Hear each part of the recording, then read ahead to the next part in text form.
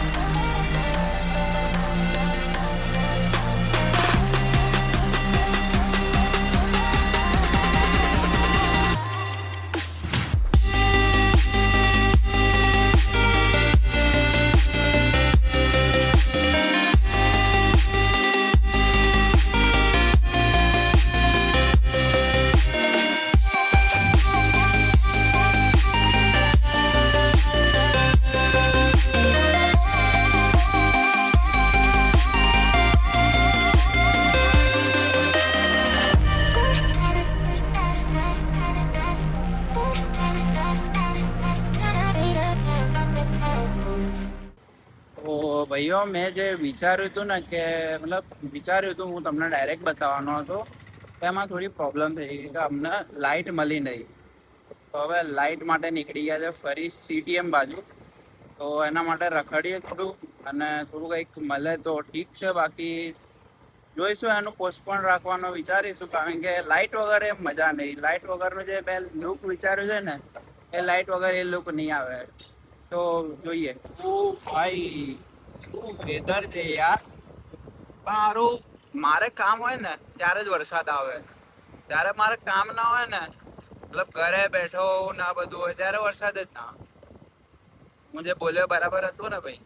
હા બરાબર. કારણ કે સારું બહાર નીકળું ત્યારે જ હું પલળી જાઉં ને બધું હોય, ત્યારે જ વરસાદ આવવાનો. એવું જરૂરી છે કે લખી દેવું મારા જીવનમાં?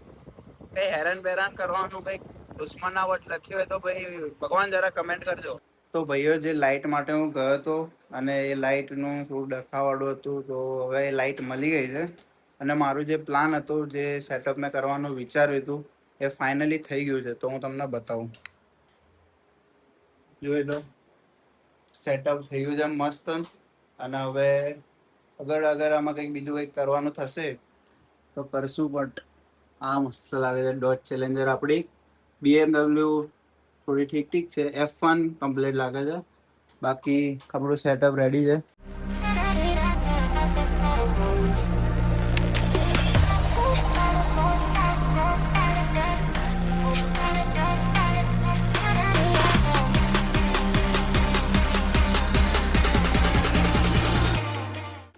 તો ભાઈઓ આજના દિવસનું જેટલું બી હતું એ બધું મેં તમને જણાવ્યું. બીજું થોડું મેં પ્રાઇવેટ રાખ્યું છે, થોડું મારું રાખવું પડે એવું છે. એ બધું તમને ધીમે ધીમે આગળ કહીશ. અને બાકી આજે હું થોડો ખુશ છું, થોડો નહીં બહુ બધો ખુશ છું. એક તો મારું જે સેટઅપ હતું એ કમ્પ્લીટ થઈ ગયું, મને જેવું જોઈતું હતું એવું થઈ ગયું છે. અને બીજું એક નાનો એવો સારો ઇન્સિડન્ટ થયો મારા જોડે. એક જગ્યાએ ગયો હતો એન્ડ સડનલી ત્યાં કોઈ હશે એન્ડ મને કીધું કે તમે સારી રીલ બનાવો છો, તો એનાથી મને બહુ જ સારું આપણે મતલબ એ થયું છે કે મોટિવેશન મળ્યું છે કે ભાઈ આપણે આગળ વધતા રહેવાનું છે, અહીંયા સ્ટોપ નહીં થવાનું. ઘણી વાર એવા વિચાર આવ્યા હતા કે હવે બસ બંધ કરી દઈશું, બટ એવું નહીં થાય. બાકી હવે કાલે મળીએ. આજના માટે ગુડ નાઇટ, જય શ્રી કૃષ્ણ, રાધે રાધે.